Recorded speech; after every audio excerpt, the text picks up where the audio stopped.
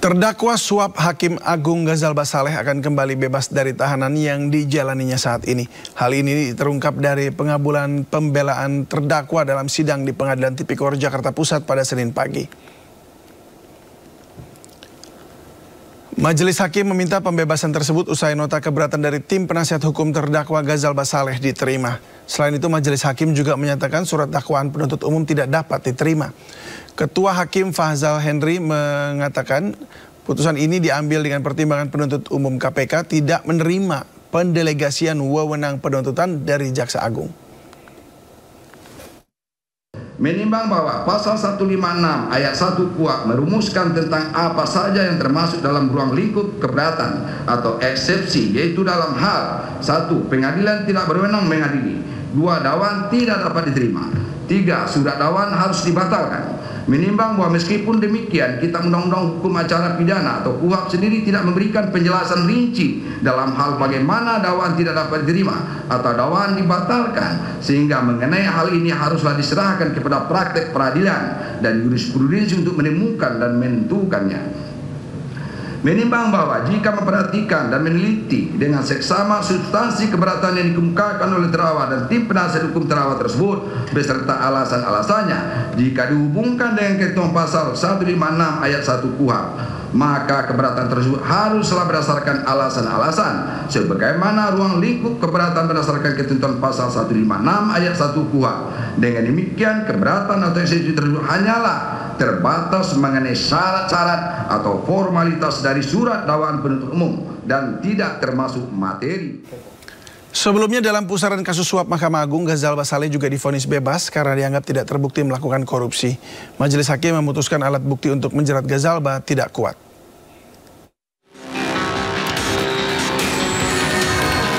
Hakim Agung Ghazalba Saleh divonis bebas dalam pusaran kasus suap Mahkamah Agung oleh Pengadilan Negeri Bandung. Majelis Hakim memutuskan alat bukti untuk menjerat Ghazalba tidak kuat. Sementara jaksa penuntut umum KPK meyakini alat bukti yang mereka punya sudah kuat untuk menjerat Ghazalba. Terkait putusan Pengadilan Negeri Bandung itu, KPK melawan. Komisi Anti Rasuah itu mengajukan kasasi untuk melawan vonis bebas Hakim Agung tersebut. Sebelumnya Ghazalba Saleh telah dituntut 11 tahun penjara di pusaran kasus suap di Mahkamah Agung. Ghazalba diyakini terlibat secara bersama-sama untuk memengaruhi putusan kasasi pidana Ketua Umum KSP Intidana Budiman Gandhi Suparman. Saat itu Ghazalba diyakini melanggar pasal 12 huruf C JO pasal 18 Undang-Undang Nomor 31 Tahun 1999 tentang pemberantasan tindak pidana korupsi. Ghazalba didakwa menerima uang senilai $20.000 Singapura dari total $110.000 Singapura untuk mengurus kasasi pidana KSP Intidana. Uang haram tersebut untuk mempengaruhi putusan Ghazalba agar Budiman Gandhi Suparman dipenjara selama 5 tahun. Terdakwa suap Hakim Agung Ghazalba Saleh akan kembali bebas dari tahanan usai nota keberatannya diterima. Untuk membahasnya lebih lanjut, kami telah terhubung bersama peneliti Pusat Kajian Anti Korupsi UGM, Zainur Rohman. Selamat sore, Mas Zainur. Selamat sore, Mas. Ya, Mas, terima kasih sudah hadir di Sindo Sore. Ini Mas pertama kalinya nih, atau mungkin ini jarang sekali terjadi gitu ya, Hakim Tipikor mengabulkan eksepsi terdakwa kasus korupsi. Apa tanggapan Anda? Iya betul, ini sepertinya adalah pertama kali berkaitan dengan kewenangan penuntutan KPK. Biasanya itu kan eksepsi itu soal kewenangan relatif atau absolut pengadilan. Apakah pengadilan ini tepat atau tidak untuk menyidangkan. Atau biasanya eksepsi itu soal keabsahan surat kuasa atau juga soal nebis in idem, error in persona, atau juga biasanya soal paling banyak adalah obscur libel, dakwaannya itu kabur tidak jelas. Tetapi di dalam putusan Pengadilan Tipikor Jakarta Pusat ini, Majelis Hakim berpendapat bahwa KPK tidak berwenang untuk menuntut Ghazalba Saleh karena JPU yang menangani perkara ini di depan persidangan belum menerima pelimpahan kewenangan dari Jaksa Agung. Majelis Hakim berpendapat bahwa kejaksaan itu adalah satu-satunya lembaga yang berwenang melakukan penuntutan, sedangkan kejaksaan itu adalah satu kesatuan. Ketika seorang jaksa akan melakukan penuntutan, maka diwajibkan untuk memperoleh pelimpahan kewenangan dari Jaksa Agung. Ada sebagian kewenangan penuntutan yang dilimpahkan dari Jaksa Agung kepada Jaksa Penuntut Umum. Itulah kemudian diputus oleh Majelis Hakim PN Jakarta Pusat bahwa KPK tidak berwenang menangani perkara ini karena sekali lagi salah prosedur, yaitu tidak meminta pelimpahan kewenangan penuntutan dari Jaksa Agung kepada JPU yang menuntut perkara ini di PN Jakarta Pusat. Padahal tentu KPK bekerja berdasarkan lex spesialis Undang-Undang KPK, begitu ya? Betul sekali. Alasan dari Majelis Hakim PN Jakarta Pusat ini mengada-ada dan tidak berdasar hukum. Kenapa? Karena sebenarnya di Undang-Undang 19/2019 tentang KPK, salah satu kewenangan KPK itu sangat jelas adalah di penyelidikan, penyidikan, dan penuntutan perkara korupsi. Jadi KPK secara letterlek diberi kewenangan untuk menuntut. Kewenangan itu diberikan oleh undang-undang, bukan dilimpahkan dari Jaksa Agung kepada jaksa di KPK. Artinya KPK sendiri memang berwenang untuk menuntut satu perkara korupsi langsung di depan persidangan tanpa harus atas arahan, izin, atau pelimpahan kewenangan dari pejabat lainnya. Misalnya dalam hal ini adalah Jaksa Agung. Sebagai bukti adalah misalnya salah satu pasal di dalam Undang-Undang 19/2019, KPK itu bahkan berwenang untuk mengambil alih perkara yang sedang dituntut oleh Kejaksaan Agung. Menjadi tidak logis ketika KPK saja berwenang ambil alih penuntutan di Kejaksaan Agung, kok KPK harus minta izin atau minta pelimpahan kewenangan dari Jaksa Agung ketika akan menuntut perkara di depan persidangan. Ini tidak masuk akal, tidak logis, sehingga sekali lagi argumen dari Majelis Hakim PN Jakarta Pusat, saya melihat, mohon maaf saya katakan secara terbuka, mengada-ada. Ini baru pertama kali sejak KPK berdiri, ya, KPK dianggap tidak berwenang menuntut karena belum mendapatkan pelimpahan kewenangan dari Jaksa Agung. Nah, kalau Anda lihat putusan Majelis Hakim yang kemudian Anda katakan ini mengada-ngada, secara apa ya? Tersirat ada apa ya begitu? Kenapa sampai pertimbangan dari Majelis Hakim mengatakan bahwa memang tidak ada wewenang dari Kejaksaan Agung? Kalau dari pengalaman Anda atau mungkin dari literatur yang ada, apa yang menyebabkan demikian? Ya, ini juga memang penuh tanda tanya ya. Ghazal Basaleh ini sebelumnya sudah pernah menjadi terdakwa perkara tindak pidana korupsi, tetapi diputus bebas karena dianggap alat buktinya tidak cukup kuat. Memang ada pemberian, tetapi kepada seorang perantara. Dari perantara kepada Ghazal Basaleh, oleh Majelis Hakim dianggap tidak ada satu alat bukti yang kuat bahwa uang tersebut diserahkan dari perantara kepada Ghazal. Nah, lagi-lagi sekarang belum masuk pokok perkara, baru tahap eksepsi atau keberatan, itu KPK sudah kalah. Artinya memang ini perkara penuh tanda tanya.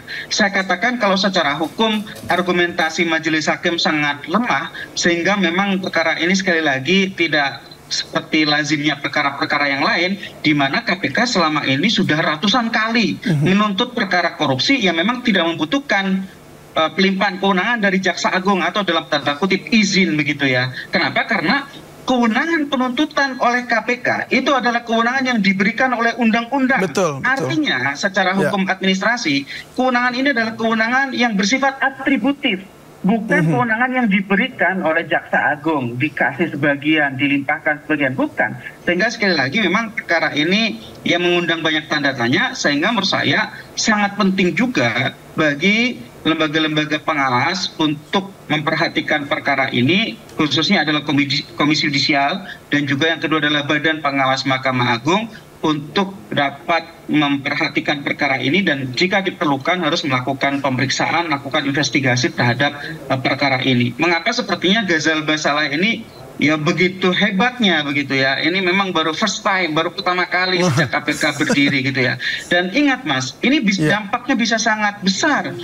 Kalau putusan ini tidak dilawan oleh KPK dan putusan ini menjadi landmark decision, menjadi putusan yang diikuti dengan putusan-putusan yang lain, maka KPK tidak bisa menuntut perkara korupsi tanpa izin dulu kepada Jaksa Agung, tanpa meminta petunjuk dulu, tanpa meminta restu dulu. Itu sangat bahaya, itu mengancam independensi KPK sebagai lembaga negara yang sampai saat ini pun masih dikatakan di dalam undang-undangnya masih punya sifat independensi. KPK akan ditundukkan di bawah Jaksa Agung ketika melakukan fungsi penuntutan. Ini sangat berbahaya dan tidak sesuai dengan konsep KPK sebagai lembaga negara yang bersifat independen, dan ini juga bertabrakan dengan kewenangan KPK. Di lain sisi KPK boleh ambil alih. Bagaimana mungkin KPK boleh ambil alih kasus yang sedang dituntut oleh Jaksa Agung? Di sisi yang lain, KPK harus minta izin kepada Jaksa Agung kalau menuntut perkara. Sehingga sekali lagi, yang tidak tepat menurut saya adalah putusan dari Majelis Hakim Pengadilan Tipikor Jakarta Pusat ketika menerima eksepsi dari Ghazal Basaleh ini. Oleh karena itu, segera KPK harus melakukan perlawanan dengan mengajukan keberatan ke Pengadilan Tinggi. Nanti Pengadilan Tinggi akan melakukan persidangan apakah setuju dengan Majelis Hakim di Pengadilan Negeri Jakarta Pusat atau melakukan koreksi. Kalau melakukan koreksi, maka kemudian perkaranya menjadi hidup kembali, KPK lanjutkan melakukan penuntutan perkara Ghazal Basaleh ini, Mas. Oke, jadi maksudnya masih ada celah untuk koreksi itu tadi ya? Masih ada, sesuai dengan Kitab Undang-Undang Hukum Acara Pidana bahwa atas putusan diterimanya eksepsi, maka jaksa penuntut umum dapat mengajukan keberatan, perlawanan bentuknya ke Pengadilan Tinggi. Nah, nanti Pengadilan Tinggi akan membuat pertimbangan hukum, benar atau tidak dasar hukum yang digunakan oleh Majelis Hakim di tingkat pertama di Pengadilan Tipikor Jakarta Pusat yang mengatakan bahwa KPK harus izin dulu ke Jaksa Agung kalau mau menuntut perkara korupsi. Kalau Pengadilan Tinggi sepakat dengan pendapat Pengadilan Negeri dengan majelis di tingkat pertama, ya kemudian perkara Ghazal Basaleh ini tidak akan bisa dilanjutkan lagi. Untuk kedua kalinya Ghazal akan menghirup udara bebas, begitu ya. Oke, tapi gini Mas, maksudnya kalau yang dikoreksi ini dengan membawa poin-poin yang tadi Anda jelaskan gitu ya, maksudnya artinya bahwa ini bagaimana mungkin begitu KPK yang memiliki wewenang untuk melakukan penuntutan, tapi kemudian harus izin dulu kepada Kejaksaan Agung. Ini yang harus dibawa atau ada hal-hal lain? Ya, tentu kalau dari sisi pokok perkara ya, materi yang harus dimasukkan di dalam dokumen perlawanan ke Pengadilan Tinggi, ya yang paling utama adalah mempersoalkan dasar hukum Majelis Hakim Pengadilan Tipikor Jakarta Pusat yang mengatakan KPK harus meminta pelimpahan kewenangan dengan membantah bahwa menurut Undang-Undang KPK, KPK punya kewenangan atributif, kewenangan asal, kewenangan yang diberikan oleh Undang-Undang untuk melakukan penuntutan tanpa harus minta izin, berkoordinasi, minta pertimbangan, minta saran kepada siapapun, termasuk kepada Jaksa Agung. Itu yang harus dibawa oleh KPK dengan membuat argumentasi hukum yang lengkap, yang tepat, juga harus runut begitu ya, untuk meyakinkan Majelis Hakim di tingkat banding agar putusan menerima eksepsi di Pengadilan Negeri Jakarta Pusat tersebut dikoreksi ya menjadi kemudian tidak benar. Kalau dianggap tidak benar dan kemudian perlawanan dari KPK itu dimenangkan, maka Pengadilan Tipikor di Pengadilan Negeri Jakarta Pusat harus melanjutkan sidang ya terdakwa Ghazal Basaleh itu. Jadi ini memang masih ada kesempatan, masih ada langkah hukum yang harus diambil oleh KPK untuk melakukan koreksi terhadap putusan Pengadilan Negeri Jakarta Pusat. Tetapi di luar itu, saya katakan tadi, di luar upaya hukum yang memang itu masuk pokok perkara, yang juga penting untuk dilakukan oleh lembaga-lembaga pengawas adalah untuk melihat ya agar jangan sampai perkara ini ada unsur-unsur non hukum yang berpengaruh. Ya, misalnya ini Badan Pengawas Mahkamah Agung Republik Indonesia, Bawas, juga Komisi Yudisial, ya untuk menjaga perkara ini jangan sampai ada tangan-tangan tidak terlihat yang ikut merecoki jalannya perkara ini, apalagi ini akan dibawa ke Pengadilan Tinggi untuk dilakukan perlawanan oleh KPK. Artinya memang ini membutuhkan pengawasan ya semua pihak, termasuk khususnya adalah lembaga-lembaga pengawas, dan saya juga berharap KPK juga harus melakukan pengawasan juga terhadap semua pihak yang terlibat dalam perkara ini, jangan sampai juga perkara ini misalnya ada hal-hal yang bertentangan dengan hukum dilakukan oleh pihak-pihak yang terlibat di dalam perkara ini. Karena itu juga penting untuk menjaga bahwa perkara ini harus steril dari segala macam bentuk campur tangan. Karena sekali lagi harus diingat oleh kita semua rakyat Indonesia, perkara ini melibatkan hakim-hakim agung. Ini wakil Tuhan paling tinggi di Republik Indonesia yang bisa memutus seseorang apakah dipidana mati, bisa memutus benar salah, kalah menang dan seterusnya. Ini kan perkara yang melibatkan orang-orang paling mulia di Republik Indonesia seharusnya begitu ya. Jadi ya memang perkara ini harus ditaruh di tengah-tengah lampu sorot, harus diawasi oleh semua pihak agar jangan sampai misalnya ada gitu ya, jangan sampai ada misalnya esprit de corps ya, karena sesama korps badan peradilan jangan sampai ada seperti itu. Sehingga sekali lagi Bawas Mahkamah Agung RI juga Komisi Yudisial perlu juga untuk melakukan pengawasan terhadap jalannya perkara ini. Ya, baik. Kami juga tadi sudah mencoba menghubungi pihak dari Komisi Yudisial, tapi masih belum ada yang bisa memberikan jawaban dan hadir di perbincangan kita kali ini. Nah, kalau bicara soal Ghazalba ini kan sudah 3 kali ya, Pak Ghazalba ini lolos dari jeratan kasus korupsi. Tapi apakah ini menunjukkan bukti-bukti yang dihadirkan KPK itu lemah?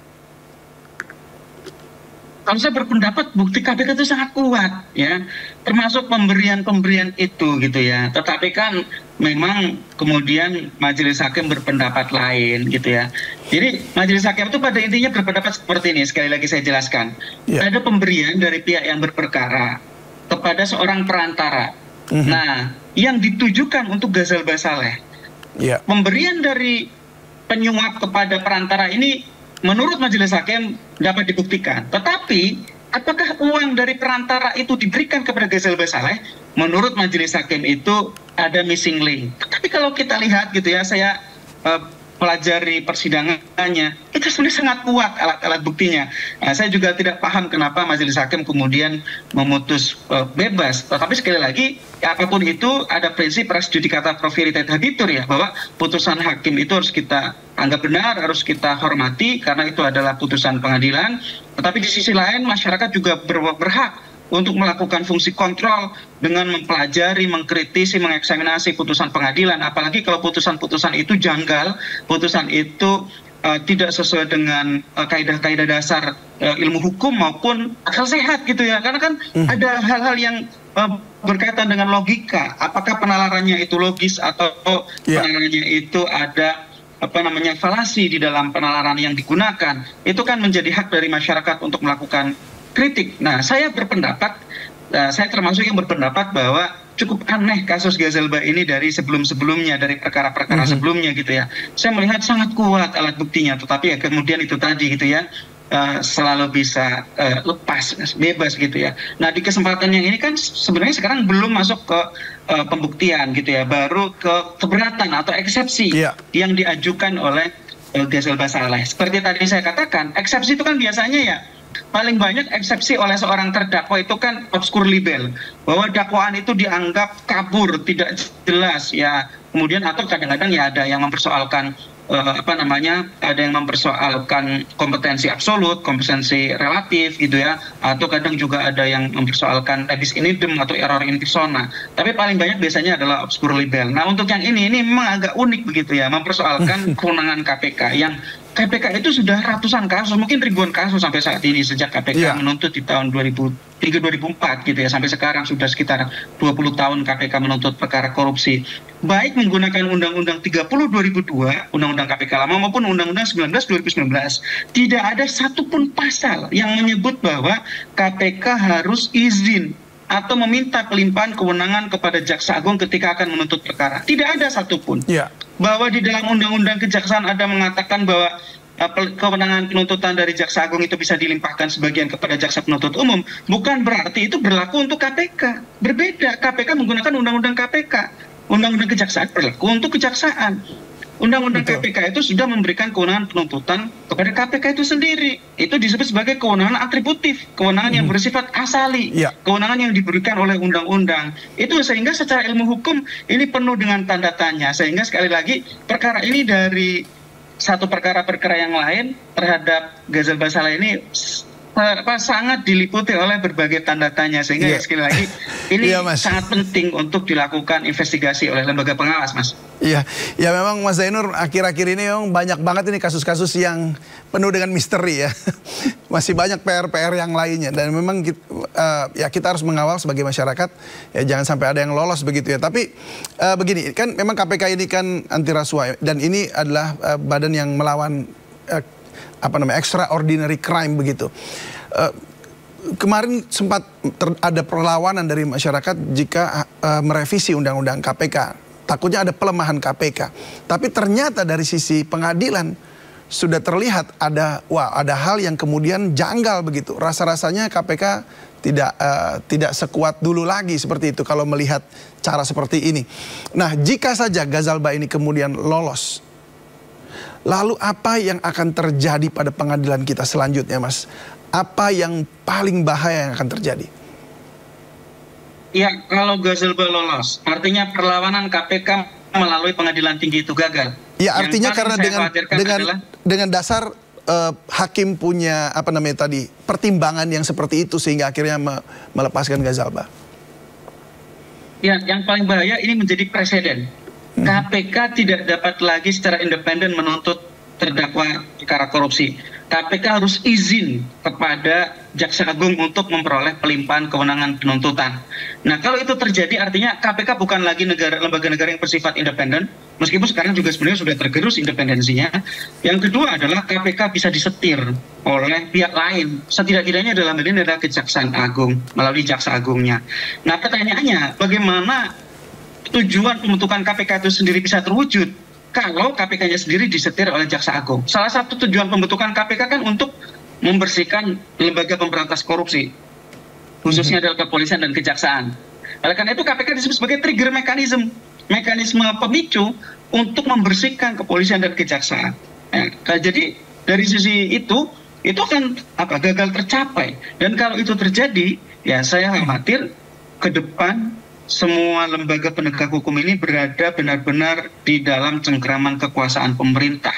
Tidak ada lagi satu yang tersisa memiliki derajat independensi. Dan kalau itu terjadi, yang dikhawatirkan adalah ya pemberantasan korupsi akan semakin tebang pilih, akan suka-suka digunakan untuk menyasar lawan politik.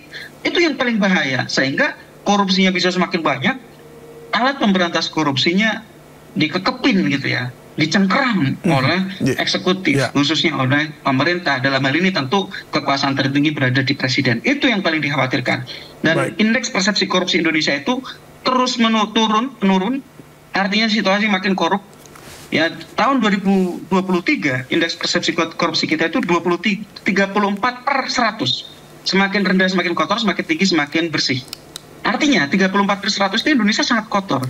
Angka tersebut sama dengan 2014 ketika Presiden Jokowi naik tahta, 34/100. Ini menunjukkan bahwa selama 10 tahun kita tidak ada perkembangan berarti dalam pemberantasan korupsi. Sudah itu undang-undang KPK-nya direvisi, KPK semakin lemah, pengadilan juga semakin berani untuk memutus berbagai perkara korupsi yang janggal, termasuk Mahkamah Agung di tahun 2018, 19, 2020, 2021, dan 2022 itu banyak sekali mendiskon, ya, memberikan potongan hukuman kepada para terpidana korupsi dengan mengabulkan PK-PK mereka. Kenapa itu terjadi? Karena pensiunnya Hakim Agung Artijo Alkostar yang terkenal sangat keras terhadap perkara korupsi. Nah, Artijo Alkostar sekarang sudah berpulang, beliau almarhum. KPK-nya lemah, ya yang kita khawatirkan korupsi semakin merajalela dan lembaga-lembaga penegak hukum kita juga digerogoti kasus korupsi. Kepolisian, kejaksaan, Mahkamah Agung. Ini kan kasus terjadi di Mahkamah Agung ya. Ada Hakim Agung, ada berbagai pihak termasuk para hakim yudisial di Mahkamah Agung, juga ada pegawai negeri sipil di Mahkamah Agung kong kali kong dengan pihak yang berperkara, diperantarai oleh advokat, jual beli perkara. Perkara itu bisa dibeli dengan jumlah tertentu. Benar jadi salah, menang jadi kalah, yang hitam jadi putih, putih jadi hitam, hanya atas nama sejumlah uang yang bisa disebut jumlahnya. Itu yang sangat mengerikan. Gitu ya. Kalau itu terjadi, maka ya jangan terlalu banyak berharap bahwa Indonesia akan bersih dari korupsi. Korupsi dunia peradilan itu adalah kunci dalam pemberantasan korupsi. Kalau para penegak hukumnya bersih, ada harapan membersihkan Indonesia. Tapi kalau penegak hukumnya kotor, sapunya kotor, nggak mungkin membersihkan lantai Indonesia dari kotoran korupsi, Bang. Iya, baik. Itu juga yang kita harapkan, kita kawal bersama-sama supaya peradilan kita juga boleh betul-betul adil sesuai dengan tujuannya ada di sini di bumi Indonesia kita dan menjaga seluruh keuangan Indonesia dengan baik. Baik, terima kasih Mas Zainur atas perbincangan di sore hari ini. Semoga keadilan yang menang. Selamat beraktivitas kembali. Salam sehat selalu.